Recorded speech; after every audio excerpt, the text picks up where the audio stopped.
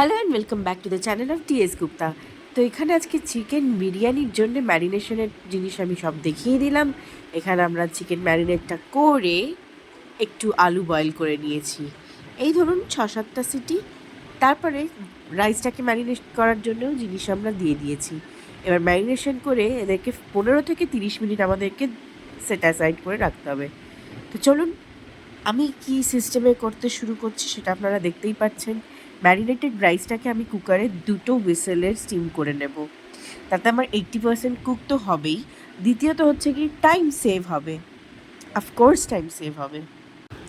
তো দেখুন এইভাবে আমরা যখন এই পদ্ধতিগুলো অ্যাপ্লাই করব, আজকের ডেটের স্মার্ট জেনারেশনে আর স্মার্ট ওয়ার্ক আপনারাও নিশ্চয়ই কিছু না কিছু আইডিয়া করবেন। একটা এরকম দমের বিরিয়ানি আমরা যদি ঘন্টার পর ঘন্টা লাগিয়ে দিই, তা আমার মনে হয় অনেক টাইম যায়, আর তাছাড়া গ্যাসটারও কোনো মা বাপ থাকে না। বাইরে এই রান্নাটা কিন্তু আমি শিখেছি একান্তই আমার হাজবেন্ডের থেকে, ও করতে থাকে, আর ওটা আমি কখনো শ্যুট করি না। আজকে যেহেতু ভাবলাম নিজে একবার ট্রাই করি, এতদিন ধরে এত মাস ধরে দেখে যাচ্ছি বলেই শুরু করলাম। তো এখানে আমরা একটা ডেকচিতে তেল গরম করতে নিয়ে নিচ্ছি। এই ধরুন 3 থেকে 4 চামচ, আপনারা বেশি চাইলে সেটাও দিতে পারেন, আমার মনে হয় সেটা বেটার হয়, তাতে আরও ঝরঝরে হয়। আর যেটা আমার ফার্স্ট টাইম, তো আপনাদের সাথে শেয়ার করছি। এবার এখানে দিয়েই দিচ্ছি, দেখতে পাচ্ছেন এলাচ, লবঙ্গ, দারচিনি সব একে একে চলে আসছে ম্যাজিকের মতন, তাই না? এবার এই ম্যারিনেটেড চিকেনগুলোকে একে একে ছেড়ে দেওয়া হবে গরম তেলের মধ্যে।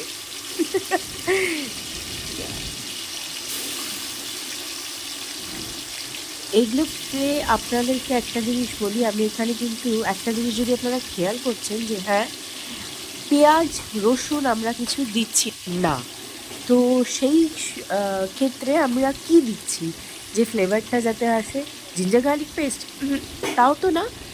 এখানে কিন্তু কুকমির মশলা, বিরিয়ানি মশলাটা দেওয়া হবে।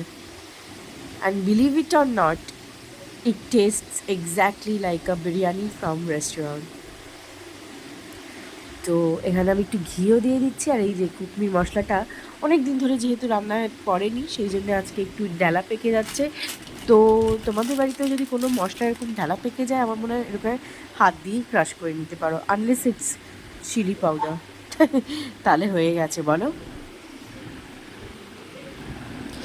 এবার না না, খুব একটা গরম হলে আমিও হাত দিতে পারি না, তো আমার মনে হলো ওই ডালাটাকেও আমরা ক্রাশ করে নিই যতটা সম্ভব, তাই করছিলাম। তো এই ম্যারিনেশনে আমার মনে হয় চিকেনটাকে আপনারা একটু যদি দইয়ে ম্যারিনেট করেন, আর তাও ধরুন আগের রাত্রিরে ওভারনাইট, উফ, দারুণ ব্যাপার হয়ে যাবে, ভীষণ সফট অ্যান্ড টেন্ডার হবে। তো দেখতেই পাচ্ছেন আস্তে আস্তে দেখবেন এটা কালার চেঞ্জ হচ্ছে। এটার যে ম্যারিনেটেড ওয়াটারটা থাকবে সেটাও আমি এখানে অ্যাড করে দেবো। চিকেনগুলো অলরেডি হালকা হালকা তো ফ্রাই হতে শুরু করছে, কুক হতে শুরু করছে রাদা।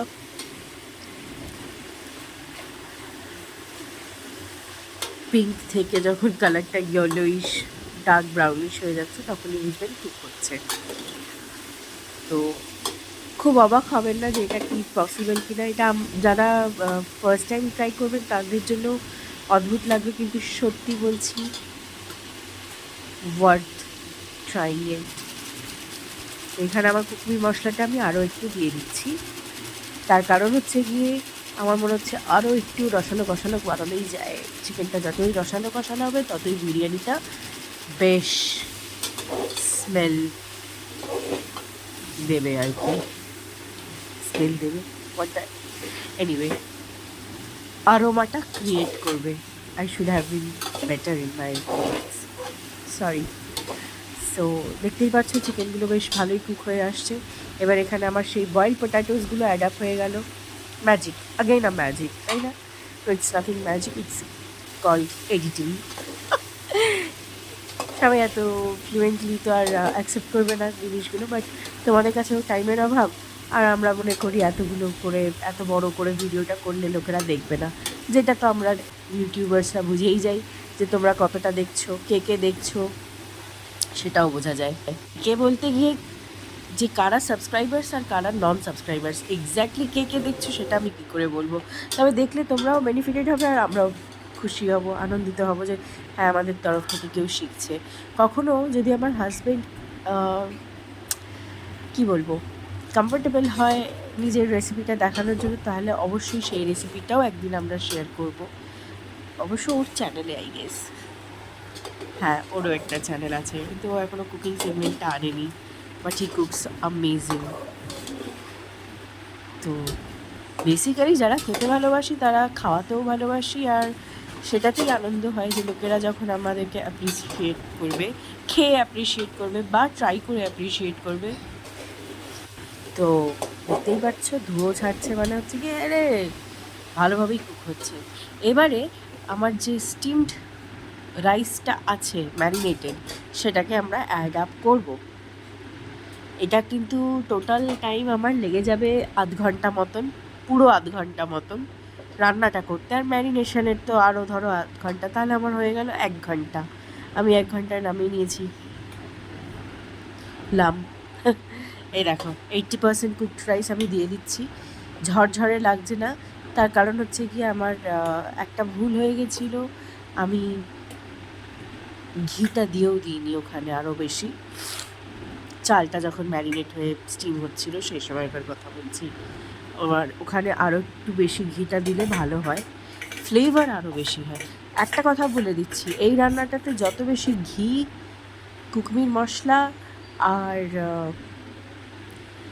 মানে গরম মশলাগুলো পড়বে আর ব্ল্যাক পেপার, তত সুন্দর রান্না হবে। আর তেলটাও যদি একটু বেশি পরিমাণে দাও খুবই ভালো হবে। আর এটা না প্রচণ্ড লাইট ওয়েট বিরিয়ানি। তো এখানে দিয়ে দিচ্ছি আমি কেওড়া ওয়াটার, তারপরে যাবে একটু রোজ ওয়াটার। আমি আতর দিই না, কারণ আমার মা একদম পছন্দ করে না, যদিও বাড়িতে আছে।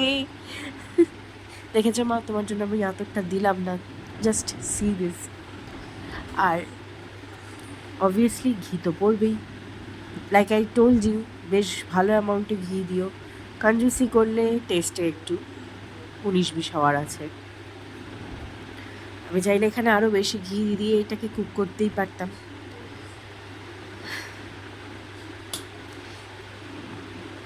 এবার এটাকে দমে বসানোর জন্য একটা যদি তাওয়া থাকে, তাওয়ার উপরে এই হাঁড়িটাকে বসিয়ে, এই হাঁড়ি তো নয় সরি, ডেকচিটাকে বসিয়ে দেবো। হাঁড়ি বলে না ডেকচি বলে, আমি সো কনফিউজড। এনিওয়ে ডেকচি, এটা ডেকচি হয়। তো ডেকচিটাকে ওর উপরে বসিয়ে খুব লো আছে ঢাকা দিয়ে পুরো পাক্কা আধা ঘন্টা আরও রাখবে। তো আমার তাহলে 1.5 আওয়ার্স এই বিরিয়ানিটা কুক হতে লাগবে। এটাই যদি আমি প্রেশার কুকারে করি তো উইদিন 30 মিনিটস পুরোটাই রেডি হয়ে যাবে সব কিছু। তো এই দেখো ঢাকা দিয়ে দিলাম। আর এইবারে দেখতে পাচ্ছ আমার বিরিয়ানিটা, আমি নাড়িয়ে নাড়িয়ে দেখছি যে কালারটা এসছে কি না, হয়েছে কি না। দেখতে পাচ্ছ সাদা আর হলুদের কম্বিনেশনটা।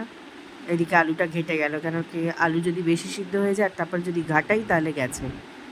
তো সেখানে একটু আলুটা আবার ঘেটেই গেল, ফার্স্ট টাইম আফটার অল।